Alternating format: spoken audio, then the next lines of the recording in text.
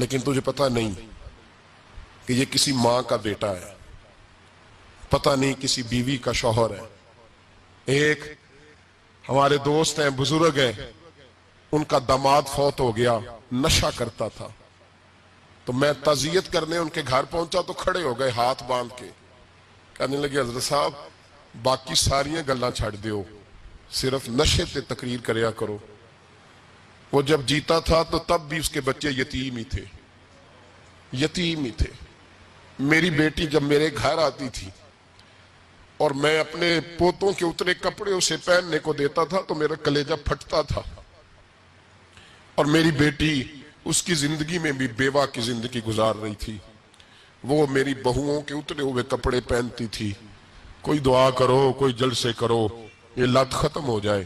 اور کہنے لگا اب میرے وہ چلا تو گیا ہے، دادا دادی اس کے پہلے کوئی نہیں، چچا ہے کوئی نہیں، جب تک تو میں زندہ ہوں ان نواسوں کو کوئی روٹی کا لقمہ، کوئی کپڑا مل جائے گا، لیکن سوچتا ہوں میں بوڑھا ہوں، مر گیا تو ان کو کوئی پوچھے گا بھی نہیں، کون ان کی خبر۔ اتنا ظلم اس قوم سے، اتنی زیادتی، اور آرام سے لکھ کر لوگ گزر گئے کہ یہ 70 لاکھ ہے، ان کا درد تو سمجھو، تکلیف تو سمجھو۔ 7 فٹ کا سونا جوان اور نشے کا عادی ہے تو کسی نالی میں پڑا ہوا ہے۔ اور میں نے کہا اس قوم کے ساتھ اس سے بڑا بھیانک مذاق کیا ہوگا۔ کوئی دانشور تھا بڑا ظالم، اس ظالم سے کوئی مشورہ لینے آیا، اس نے آ کے کہا تو بڑا ظالم ہے، بڑے کڑوے مشورے دیتا ہے، میرا ایک دشمن ہے، میں اس سے بدلہ لینا چاہتا ہوں، میرا دل کرتا ہے اس کا بچہ قتل کر دوں تاکہ وہ تڑپے۔ تو ظالم نے کہا اسے قتل نہ کر، وہ تو اس کا بعد 2-4 مہینے رو کے چپ کر جائے گا، پھر میں سخت سزا دینا چاہتا ہوں، مشورہ دے۔ تو اس نے کہا اس کے بچے کو نشے پہ لگا دے، جس کا بچہ نشہ کرے گا وہ باپ روز مرے گا، روز جیے گا، وہ ماں روز مرے جیے گی، نشے پہ لگا دے۔ اس قوم کے ساتھ سب سے بڑا ظلم یہ ہوا کہ ملت کا جوان نشے پہ لگ گیا، ڈرگز پہ لگ گیا، اتنے تباہ حالات ہوئے کہ جوان چڑھتی جوانیاں، اماں نے کتاب دے کے بھیجا تھا، اور کالج سے واپس آئے تو نشے کے ٹیکے ہاتھوں میں پکڑے ہوئے، ٹیکے۔ اور آپ کے اس ملک کے اسلام آباد میں ایک دن میڈیا نے وہ خبر بھی وائرل کی اور وہ چیز بھی دکھائی لوگوں کو، 3 مہینے کا بچہ لے کے نشئی سڑک پہ آ گیا، اس نے کہا میرا نشہ ختم ہو گیا، میرا بچہ خرید لو، 2 پڑیاں دے دو۔ تو وہاں بیبیاں جو سن رہی تھیں وہ بھی چیخیں مار کے رو رہی تھیں۔ یہ ظلم کیا اس قوم کے ساتھ، اور کرپشن کی لعنت نے اجازت دی سپلائی کرنے والوں کو کہ گلی گلی بیچے، گلی گلی۔ انہوں نے کچھ تھوڑا ظلم نہیں کیا ان حکمرانوں نے، اور ہماری اپوزیشن اس کو نہ صرف اتنا پتا ہے کہ یہ جائیں اور ہم آئیں، اس سے زیادہ کوئی غرض نہیں۔ بھائی کرپشن کے خلاف نکلے ہو تم، نشے کے خلاف کس دن نکلو گے؟ جوئے کے خلاف کس دن؟ قوم تو مر رہی ہے نشے سے، اس کے خلاف میدان میں کب آؤ گے؟ صرف اتنا ہے کہ یہ جائیں اور ہماری باری آئے، اس سے زیادہ کچھ نہیں۔ جتنے مجرم وہ ہیں اتنے ہی تم بنتے جا رہے ہو، اس لیے کہ اصل بات پر نہ وہ آتے ہیں اور نہ اصل بات پر یہ آتے۔ بھائیو، میرے نبی پاک صلی اللہ تعالی علیہ وسلم، اور ایک اور تماشا ہے،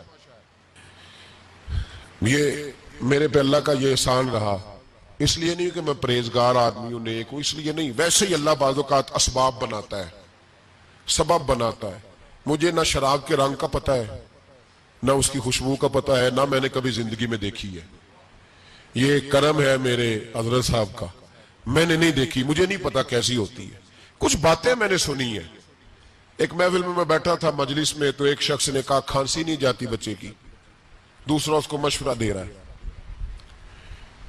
کھانسی نہیں جاتی، بڑی دوائی دیسی بھی فلاں بھی بڑی کھائی، مشورہ دیا اس کو کہ تو اس طرح کر، اس کو نا شراب کے 2-4 چمچے پلاؤ، کہتے ہیں جی اس کو نا یہ پلاؤ تو صحیح ہو جائے گی۔ تو میں نے پلٹ کے اس کی طرف دیکھا، میں نے کہا کوئی عقل کر، کیا مشورہ کرنا؟ مولانا میرا تجربہ ہے۔ میں نے کہا تیرا تجربہ افضل ہے یا رسول اللہ کا فرمان زیادہ افضل ہے؟ تیرا تجربہ افضل ہے۔ حضرت ام سلمہ رضی اللہ تعالیٰ عنہ کہتے ہیں میں نے عرض کی یا رسول اللہ صلی اللہ علیہ وسلم، میری بچی بڑی بیمار ہے، تو مجھے کسی نے کہا ہے یہ تھوڑی سی نشے والی چیز ہے، یہ بنا کے تیار کر کے دو، صحیح ہو جائے گی، بیمار ہے بچی تو یہ نشے والی چیز ہے، اس کو تیار کر کے دو، تھوڑا نشہ ہے۔ اگرچہ بعض میں نے شروع میں کہا بعض لوگ مریض کو سخت مریض کو ایسی ادویات جو مجبوری بن جائے اس کی گنجائش اور اجازت دیتے ہیں. محتاط علماء تو اس میں بھی بہت ساری چیزیں پہلے بیان کرتے ہیں, لیکن اس نے کہا جی نرا نشہ دینا ہے شفا کے لیے. حضرت ام سلمہ کہتی ہے میرے نبی پاک نے میری طرف دیکھا, میری طرف, تو میں نے کہا یا رسول اللہ آپ کیا فرمانا چاہ رہے ہیں؟ تو نبی پاک نے فرمایا ام سلمہ کبھی ناپاک چیز میں بھی شفا ہوئی ہے, کبھی ناپاک چیز میں بھی, کبھی شراب اور خمر میں بھی شفا ہو سکتی ہے. شفا رب کریم نے رکھی ہے پر شہد کے اندر رکھی ہوئی ہے, شفا اللہ نے رکھی ہے قرآن مجید میں رکھی ہوئی ہے. تو اس میں بھی کبھی یہ حضور نے بیان کیا ہے کہ اس کے اندر شفا ہو سکتی, تو امت کتنی دلیری کرتی ہے جو یہ مشورے دیتی ہے کہ اس کے اندر نشہ ہے, شراب ہے, تو کھانسی چلی جائے گی تو فلانی بیماری چلی جائے گی. نہ آؤ ان چیزوں پہ, نہ اپنے ایمان کو خرابی دو, اور نہ ایسی باتیں کرو جس سے کہ ڈائریکٹ رسول اللہ صلی اللہ علیہ وسلم کے واضح ارشادات کی مخالفت ہو. میرے نبی پاک صلی اللہ علیہ وسلم نے فرمایا, اور پھر کچھ لوگ کہتے ہیں تھوڑی پی ہے جی. اب تو میں تجزیے میں پڑھ رہا تھا کہ ایسی شراب ایجاد ہو گئی ہے, لوگ شراب پیتے ہیں اور وہ مست بھی رہتے ہیں, کار بھی چلاتے رہتے ہیں, کہتے ہیں جی نہیں ہمارا ذہن معاف نہیں ہوا تو یہ والی صحیح ہے, نشہ نہیں لاتی. میرے نبی پاک صلی اللہ علیہ وسلم نے فرمایا جس چیز کی تھوڑی مقدار, زیادہ مقدار حرام ہے اس چیز کی تھوڑی مقدار بھی حرام ہے, جس کی زیادہ مقدار حرام ہے اس کی تھوڑی بھی. تو خمر اور شراب اگر فل پینا جائز نہیں تو تھوڑی پینا بھی جائز, یہ حرام ہے اور حرام تھی اور قیامت تک حرام ہی رہے گی. میرے نبی پاک صلی اللہ علیہ وسلم نے منع کیا اور حضور نے اظہار ناپسندیدگی فرمایا, فرمایا 40 دن تو عبادت ہی قبول نہیں ہوتی شراب پینے والے جب تک سچی توبہ نہ کرے.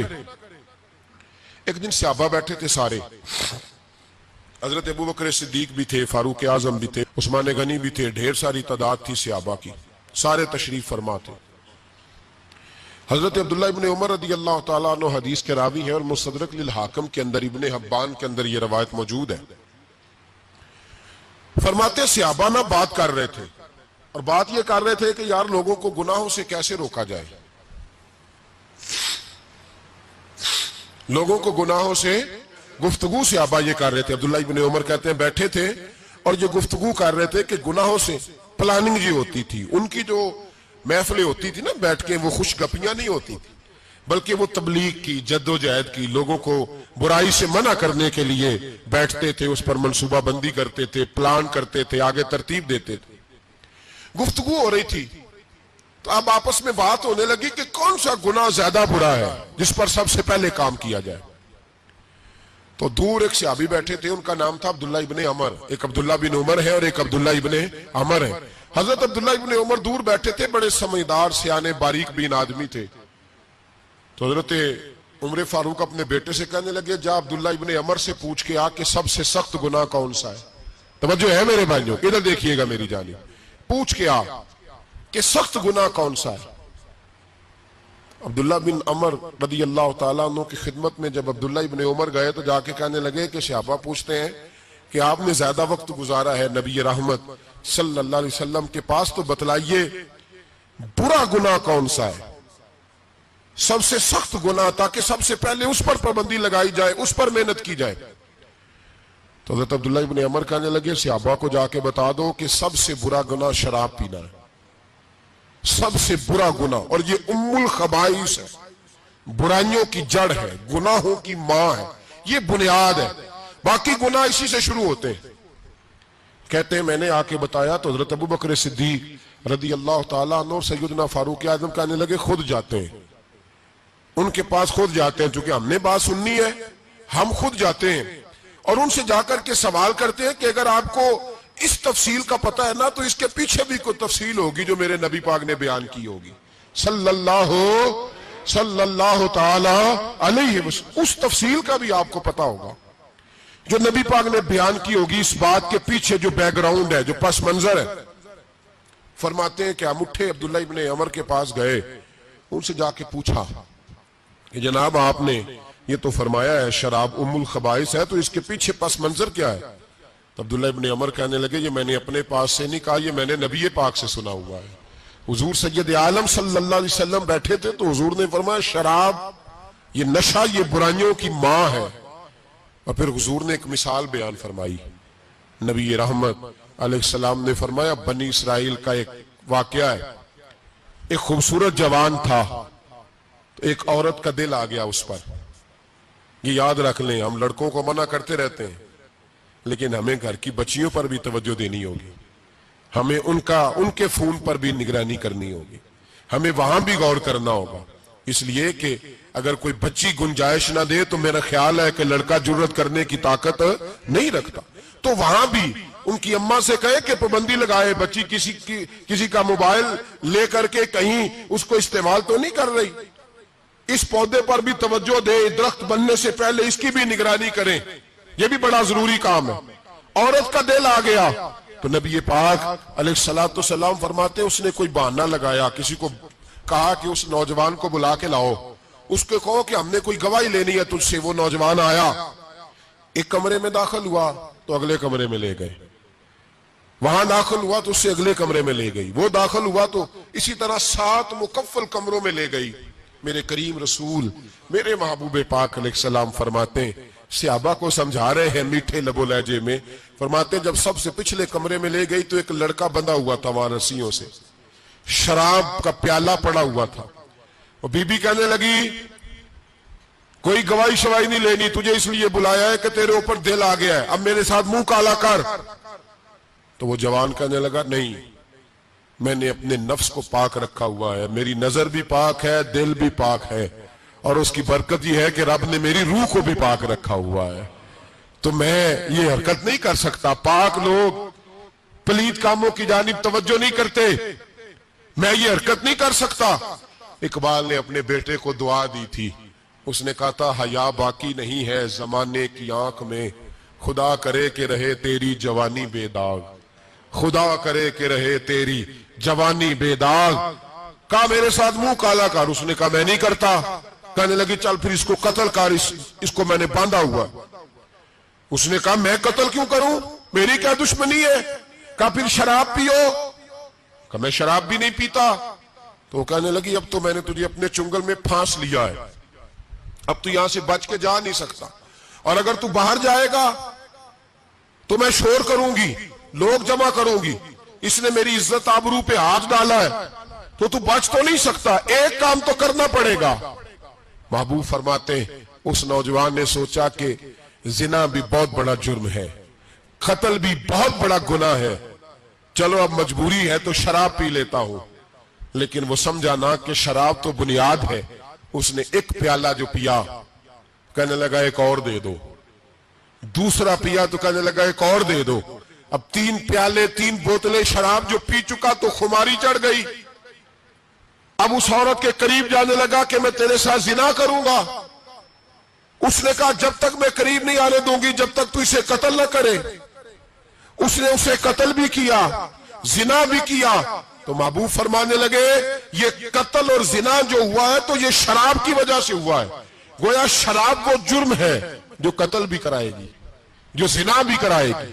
اور اگر آپ نشئی کو دیکھیں, اگر آپ شرابی کو دیکھیں تو کیا وہ ڈکیتیاں نہیں کرتا پھرتا, وہ چوریاں نہیں کرتا, وہ اپنی ہی ماں کا زیور نہیں بیچ آتا, وہ اپنی ہی بہن کا پڑا ہوا جہیز نہیں بیچ آتا, وہ اپنے ہی گھر میں ڈاکے نہیں ڈالتا, وہ اللہ کے گھر مسجد میں آ کر کے چوری نہیں کرتا. وہ صرف اس لیے کرتا ہے کہ یہ نشہ, یہ شراب, یہ ماں ہے گناہوں کی, یہ جڑ ہے. ملت کے لوگوں یاد رکھو, اس امت اس پاکستان کے ساتھ جہاں بہت سارے ظلم ہوئے, وہاں بڑا ظلم یہ ہے کہ بہت بڑا طبقہ جوانوں کا نشے کا عادی ہے. وہ نشہ انہیں عشق مجازی اور عورتوں کے عشق کی جانب لا رہا ہے. وہ نشہ چوریاں کرا رہا ہے, قتل کرا رہا ہے, ڈکیتیاں کرا رہا ہے.